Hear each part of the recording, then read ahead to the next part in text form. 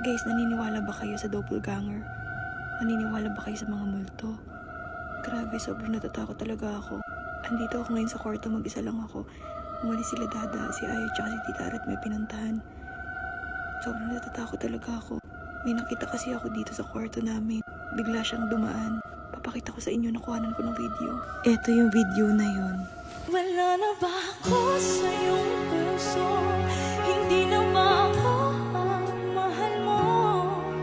Bakit ba kailangan na mangyari ito? Damdamin ay tuluyan na namin, nagwawakas na ang pag-ibig.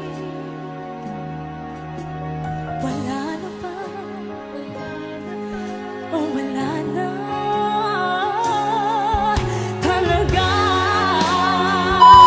Oops! Gusto mo ng Gcash? Nandyan sa comment section.